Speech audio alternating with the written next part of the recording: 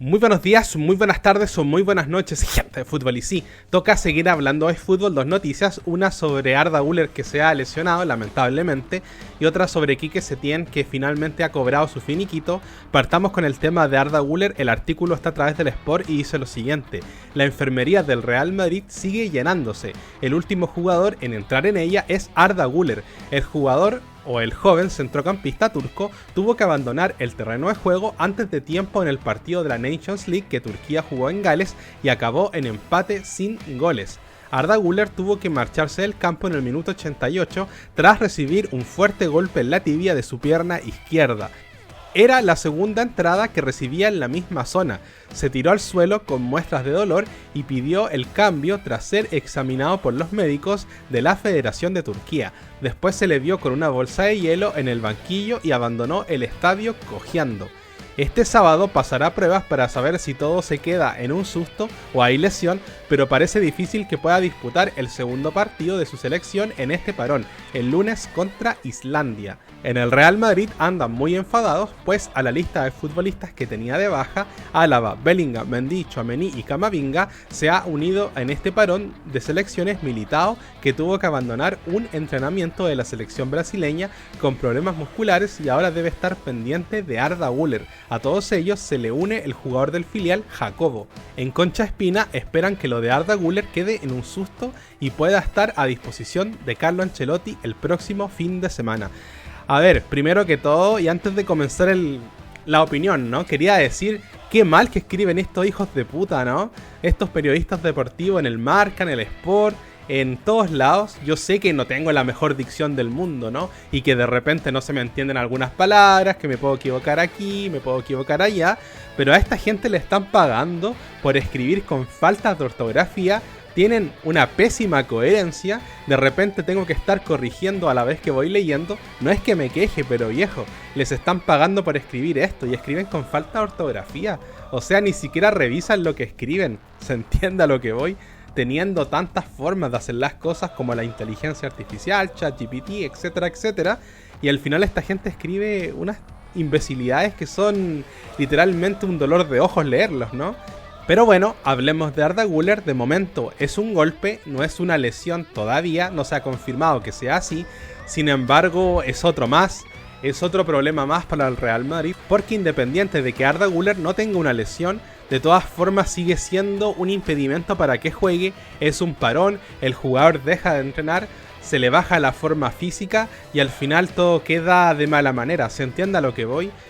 Yo no le echo la culpa al parón FIFA, tampoco le voy a echar la culpa específicamente a Pintus, pero a ver, yo creo que los jugadores del Real Madrid están en un pésimo estado físico. Hay que decir las cosas como son.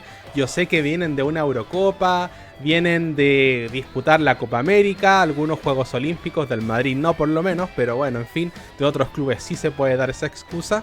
Yo creo que el tema es el siguiente: yo creo que la preparación física del Real Madrid no es tan buena como la gente cree. Yo creo que Pintus, y yo lo vengo diciendo desde hace mucho tiempo, me parece overrated, ¿no? Me parece un preparador físico que está un poco sobrevalorado, que el trabajo que tiene no es tan bueno como parece, porque al final yo me pregunto, si el trabajo de Pintus realmente fuera tan bueno como la gente dice, ¿por qué no volamos como el Manchester City?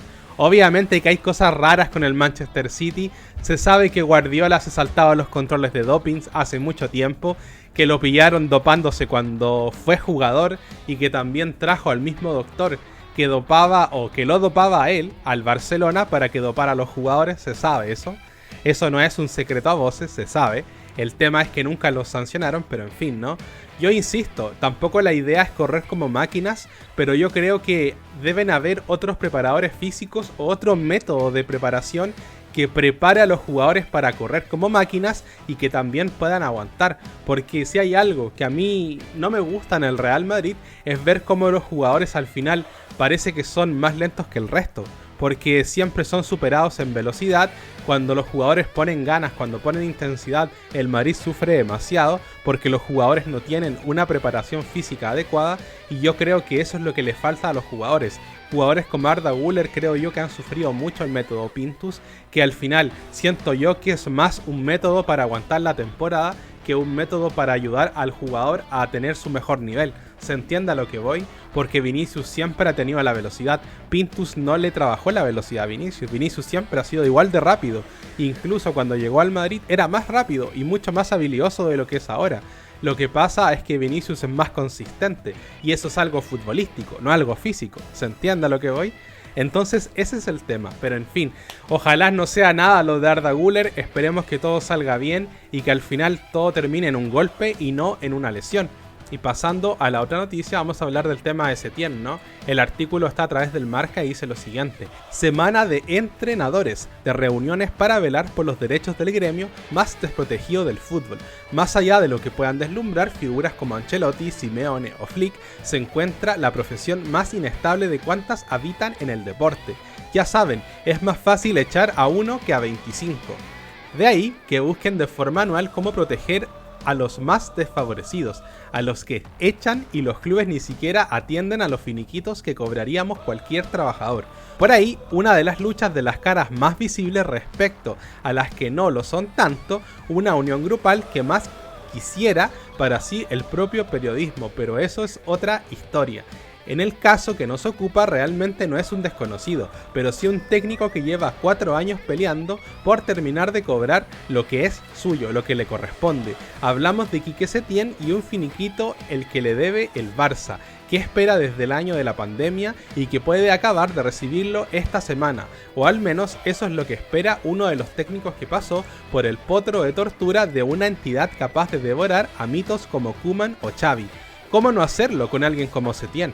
De ahí que, aunque tarde, sea una buena noticia que finalmente uno de los clubes más poderosos de España y de Europa satisfaga así una deuda de años, pero dicho está, va tarde, muy tarde, y ahí está la pelea de los entrenadores estos días, garantías de cobro en tiempo y en forma. El de Setién es un ejemplo práctico de lo desprotegidos que pueden llegar a estar los que saben que su puesto pende de un resultado, una crisis, una mala racha, te vas a la calle, claro, pero con lo que te corresponde en tiempo y en forma, no como Setién, que ha tenido que esperar 4 años para cobrar lo que es suyo. A ver, yo creo que este artículo en cierta forma intenta medio blanquear lo que es el Fútbol Club Barcelona, porque al final está como queriendo decir que la profesión de técnico está como desprotegida, que no los protegen, que no les pagan, tratando de decir que esto no es un caso único, ¿no? ¿Cómo se te ocurre? Es algo que ocurre en todos lados y hasta donde yo sé y me he informado sobre el tema, solamente ha ocurrido con el Fútbol Club Barcelona. O bueno, también han habido otros clubes, pero en otras situaciones y en otros años, ¿no? Pero en este momento, y desde que está ocurriendo este caso, o por lo menos desde que está peleando Quique Setién, creo que solamente lo ha tenido el Fútbol Club Barcelona, ¿se entiende? Por lo menos de primera división. Así que ese es el tema. Yo creo que el artículo intenta blanquear porque intenta poner culpa en los clubes y al final no pone culpa en el club de los corruptos, ¿se entiende? El problema no es que los clubes no paguen el finiquito, porque la gran mayoría sí lo hace. Y la que no lo hace es porque tiene problemas económicos o están en deudas y al final terminan desapareciendo. Pero el Fútbol Club Barcelona ahí lo tienes fichando, se están construyendo un nuevo estadio y al final no tienen para pagarle el finiquito a Setién. Es un poco extraño, ¿no? Es un poco raro el asunto, pero hay que decir las cosas como son. El problema no es que Quique Setién no tenga su finiquito por ser entrenador desprotegido. El problema es que Quique Setién fue técnico de uno de los clubes más corruptos de la historia y al final esta gente hace lo que quiere y nadie dice nada. Y de ejemplo tienes este artículo que en vez de poner la culpa sobre el Fútbol Club Barcelona, están colocando la culpa en que el tema de ser técnico es una profesión desprotegida y la culpa no es del Barcelona, sino que es que la profesión está mal protegida. ¿Se entiende a lo que voy? Y la verdad es que me parece un poco repugnante.